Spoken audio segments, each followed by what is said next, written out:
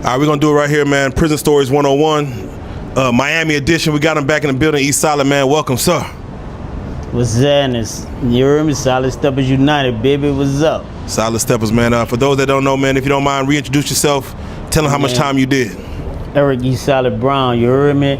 Did 9,125 days in the bloodiest prison in America, and I'm here to tell my story, baby. I didn't survive. I overcame that shit. I was in prison, but I wasn't of prison. I make my own lane, you heard me? Think for yourself, baby. Nah, definitely. You one of the guys who, of course, spoke on that law library, got in there, figured out your own situation to get yourself out. Shout out to all my solid steppers in that law library and them penitentiaries, bro. Yeah, for real. That's where it's happening at. Fuck that basketball coach. Fuck all that other shit. Fuck all that institutionalized shit. Get in that law library, homie, and come back out here to your people, man. Nah, definitely. Now, you did one of the bloodiest prisons in America, man, Angola, man. So we got to speak on it. You know, we just witnessed the situation in Florida, man, with Foolio, where they call him the Foolio 4, where they basically execute the man, pretty much with all the surveillance. They got found guilty.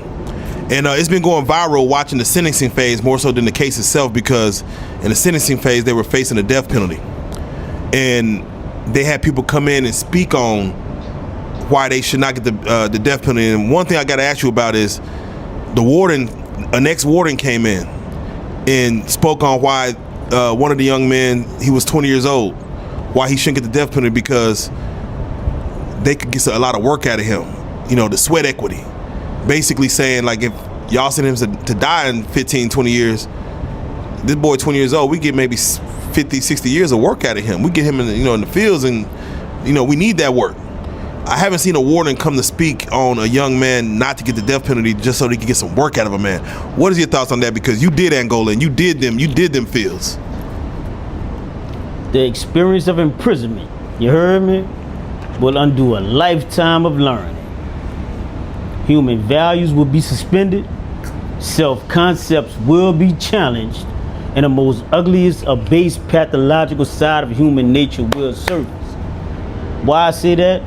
Bruh, that's my whole, bruh, man, bruh, you don't, man, if you never had, I had life without parole. The judge told my mom I had to do life, die, come back and do 30 more, right? So I'm speaking from a place where a lot of people never experienced that shit, bruh. They talk that solid shit, they talk that real shit, but they ain't experienced it. I experienced it, bro, right? So when you ask me these questions, bro, I'm passionate about it, bro. And I be trying to warn, like, nigga, I was the fool, bro.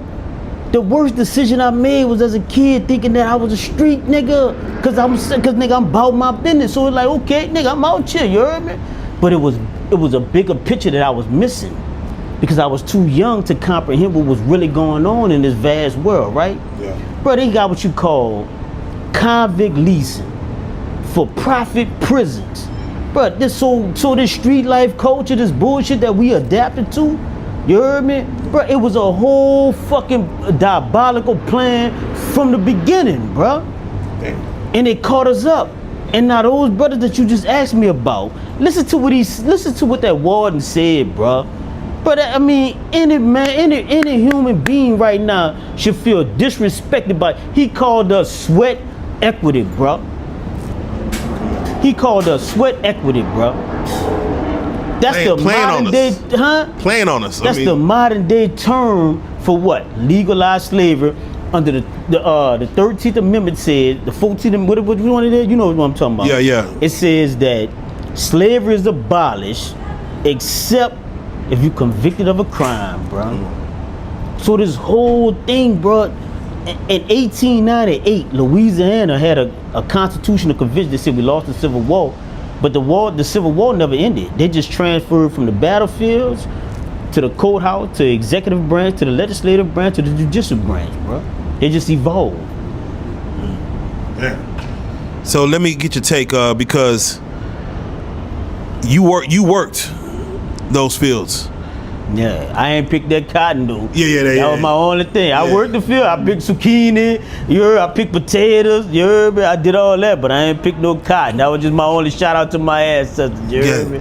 Yeah. Being 20 years old, working in fields for the rest of your life, because they saying in Florida there ain't no parole, there ain't like you gonna die in prison. Yeah. There ain't no. Bro, it's real. Life without parole, bro, is real, bro. Is it? Is it to the point where someone will want the death penalty, or yes, he may work the fields, but he may start working up out of the fields to where life in prison, it might be actually doable. Like, all right, bet I'd rather be alive at 80 than dead at 32. Ooh, boy, that's a raw question. I just hope the people ready for. They be saying they be wanting that solid shit, but they really don't be wanting to hear the truth. You heard me? So I be trying to just make it. I would try to give them that Novocaine a little bit like the dentist do when he pulling your tooth. You heard me? I try to make you suffer peacefully. You heard me? But say, bruh. But I'm the type of person I don't never say give up. Dudes came to me in the law library and it was like, man. The judge told me this, the judge told me that. Can you help me? And I looked over their case, bruh, they had already been locked up 20 years and their freedom was on the front page. Picture that. Their freedom was on the front page of their transcript, but the indictment was bad. You heard me? Yeah. You know, so, but everybody else told them, oh man, you stuck out, this and that, right? So I would never tell them brothers to give up or think that that's gonna be the end of them, right? Because I'm somebody that was sentenced to die in prison.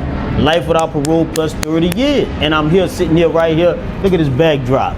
Look at this here. So, bro, we gotta, you know what I'm saying? So we giving up this to go sit in the cell for somebody to call us sweat labor, bro? Come on, man. Oh, man. Like, let's be real, bro. Now, so I ain't gonna tell them brothers to give up. You know what I'm saying? Yeah, so, but, man, you gotta think before you step, baby. Is that one thing that you should always hold on to is hope in prison? Like, well, I don't like saying hope. I don't like using that terminology because it's like a wing and a prayer. If you in the sky and you got just one fucking wing and then the other side you got a prayer, come on, bro, you know you going down. You about to crash and burn. So I don't like using that term hope. However, I like to say ambition and mental fortitude. It's gonna take them brothers to go in that law library and figure out, because every trial has errors. Every trial, like, because they're not caring about the victim, bro. Let's be real. They don't care about they don't care about. I hate when they try to make it like, oh, we want this young man's life. Like, they probably like, stop acting like y'all. They trying to be about. If it was about justice, you wouldn't have set 6 photographs before me of young black males that said just pick any one of them and we'll let you go because you 16. And I just chose not to do that. You see what I'm saying? So if you really cared about justice, you wouldn't do that. Yeah. You know?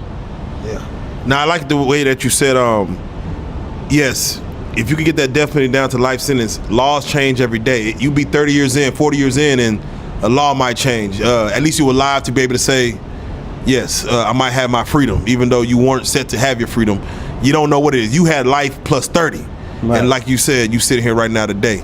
I also do want to ask you, though, his sister came up and testified to, hopefully don't give him death, but she starts showing like how nice of a kid he is.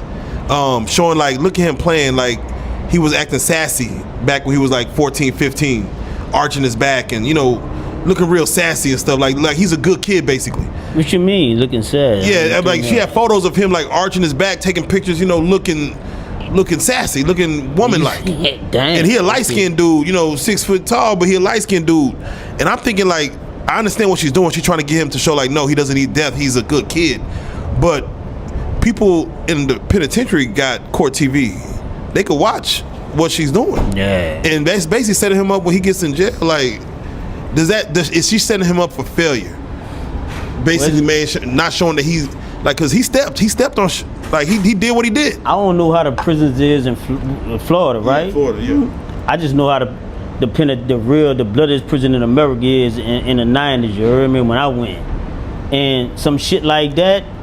It don't matter if them dudes see that or not. Like, if they don't feel like you a stand up man, they go fuck with you regardless. So whether she put that out or not, like, you know, they coming. Like, you couldn't just, in other words, the man that I am today is so far removed from the child I was that went to prison. The child I was that went to prison, I had to be ignorant, not ignorant, ignorant. I had to be ignorant. You see what I'm saying? Right now I use diplomacy. I use conflict resolutions. I use critical thinking, right? I'm a grown ass man now. But back then, them dudes wasn't trying to hear that shit. You see what I'm saying? It was blood on my knife and shit on my dick, nigga. They'll throw a knife at your foot. You know, so I don't know how the prison is where he about to go. You know what I'm saying? So maybe some of them ain't even hear that, but they don't care. If he was doing that type of shit on the street, I can guarantee you they go fuck with him. Yeah, they go fuck with that boy. Ain't no ifs, ands, buts about it. Now it's up to him how he show up though. I don't know. I ain't, you know what I'm saying? I don't know who he is. I don't know that. That's real. That's real. But with that being said, what I like to do is, you know, normally when we do these prison stories, we don't glorify prison. We try to do it just to keep it real and tell these real stories. But if you don't mind, speak to, you know, some kids out here are really crashing out and they actually are about to go sit down and do some time like these young men. What advice, if they were able to see this, what advice can you give them? Because they all about to do life, regardless. What advice can you give them to do their time and do it right and be out the way if that's what they choose? Bruh, just coming straight from the heart. I was the one that was blessed to have a real father in my life. You heard me? A lot of my comrades didn't have that. So I know what being a man is really about, right? So what and a lot of those brothers didn't have the opportunity to have what I have, a real father. So my message to them is this: don't never give up. Don't never think that your life is over with. Cause my mama was in the back of the courtroom, and when they gave me life without parole plus 30 years, my mama said, you don't have the last word. That's what she told that judge. So he don't have the last word. And no man could be out here trying to judge these little brothers. You heard me? Yeah. A lot of us have been manipulated, you know, by the culture.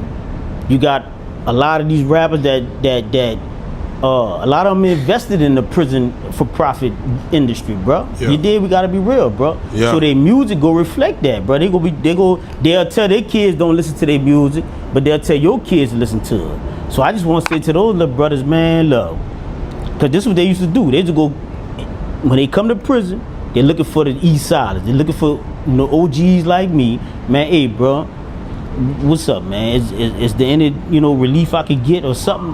So they go to that law library, bro. That's where you go find out what's up with your case, what's up with your situation, and if you really have a chance on becoming free again and experiencing this here. Come on, man. With that being said, I gotta say it's a quick one, man. But we got you in Miami. I hear shout out Charles White, his birthday, man. We got East Side in the building. You already know what it is, man. Brother. I gotta say it once again. One of the most solidest dudes I know, East Solid in the building. Prison Stories 101. Hey, I salute. Salute. Let's go.